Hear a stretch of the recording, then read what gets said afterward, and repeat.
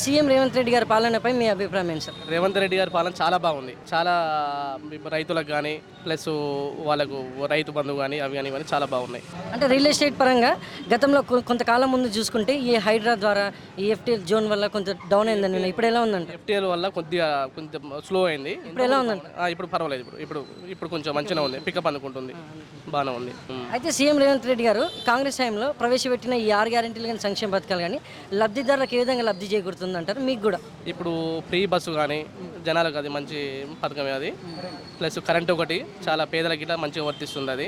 ఇప్పుడు 5 లక్షల బీమా ఉంది, 10 లక్షల బీమా ఉంది. అది ఇట్లా మంచిగా అది ఇట్లా బాగానే ఉంది. రాజీవ్ వికాస్ అన్ని మంచిగా ఉన్నాయి. రేషన్ ఇప్పుడు సన్న బియ్యం ఇట్లా ఇస్తారు కదా, అది ఇట్లా మంచి పథకం బాగుంది. చాలా చాలా మంచి పరిపాలన. చాలా సంతోషంగా ఉన్నాం ఇప్పుడు మేమైతే.